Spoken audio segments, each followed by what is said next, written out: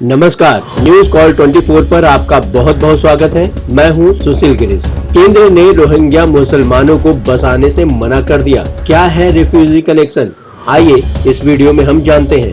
देश में citizenship amendment act CAA लागू होते ही रोहिंग्या मुसलमानों पर अलग बहस छिड़ चुकी है। सेंटर ने एक याचिका के जवाब में सुप्रीम कोर्ट से कहा कि अवैध ढंग से आए रोहिंग्याओं को अगर रुकने दिया जाए तो देश की सुरक्षा खतरे में आ सकती है। साथ ही यह भी कहा कि हमारे यहाँ अलग से रिफ्यूजी एक्ट नहीं है जो हमें किसी को शरणार्थी मानने पर बाध्य कर सके। अवैध रोहिंग्याओं को वापस उनके देश म्यांमार भेजने की शुरुआत मणिपुर से हो चुकी है। साथ ही घुसपैठ कर चुके इन लोगों की पहचान भी हो रही है ताकि सबको डिटेंशन सेंटर से होते हुए वापस लौटाया जा सके। ये सब तब हो रहा है जब हम CAA के तहत 3 पड़ोसी देशों की 6 माइनॉरिटीज को अपना नागरिक बनाने जा रहे हैं। इसमें मुस्लिम शामिल नहीं है। इसी बीच सुप्रीम कोर्ट और सेंटर के बीच रोहिंग्याओं को शरणार्थी का दर्जा देने पर ठन गई। केंद्र ने क्यों दिया कोर्ट को जवाब? असल में कोर्ट में एक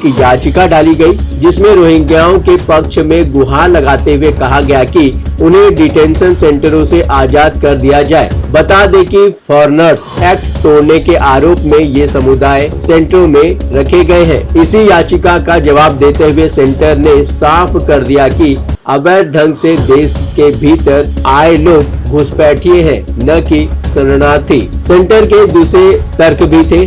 न केवल रोहिंग्या मुसलमानों ने एक्ट तोड़ा बल्कि उनके बिना दस्तावेजों का रहना खतरनाक है। लगातार कई रास्तों से वे भीतर आ सकते हैं जो कि नेशनल सिक्योरिटी के लिए ठीक नहीं है। एक दलील और भी है।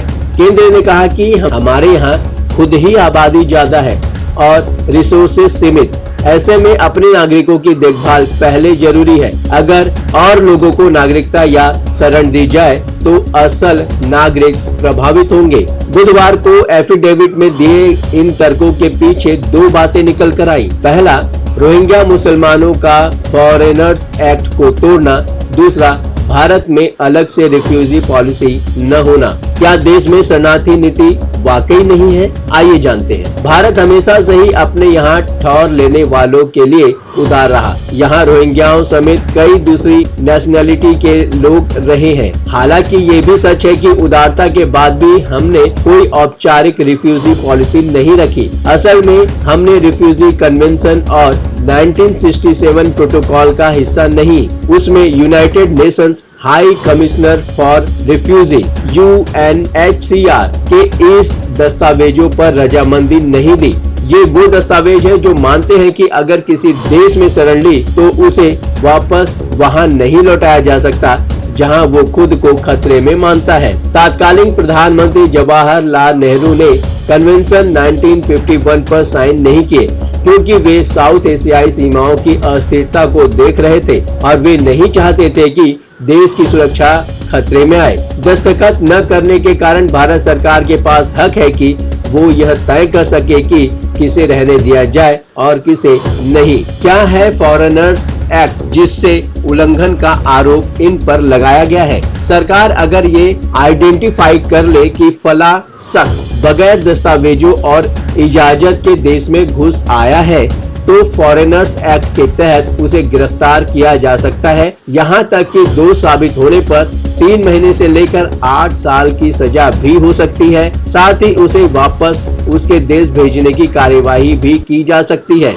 ये किसी भी देश के शरणार्थियों के मामले में लागू हो सकता है, लेकिन सरकार तब तक एक्शन नहीं लेती जब तक किसी के चलते मुश्किल न खड़ी हो जाए। भारत में लगातार आ रहे हैं विदेशी। शरणार्थी कन्वेंशन पर हामी न भरने के बाद भी देश लगातार शरण देता रहा। साल 2020 में वर्ल्ड हेल्थ ऑर्गेनाइजेशन ने एक ग्लोबल रिपोर्ट जारी की जिसमें भारत को शरणार्थियों की टॉप पसंद बताया गया। हमारा देश दक्षिण पूर्वी एशिया के उन 3 देशों में सबसे ऊपर है जिसने इसी एक साल में सबसे ज्यादा शरणार्थियों को शरण दी। यहाँ तक कि प्रवासियों की संख्या भी यहाँ कम नहीं। WHO की माने तो दुनिया में हर 8 में से 1 व्यक्ति प्रवासी है। हमारे यहाँ लगभग 48,78,704 प्रवासी हैं जिनमें 2,07,334 रिफ्यूजी भी शामिल हैं। हालांकि ये संख्या काफी ज्यादा हो सकती है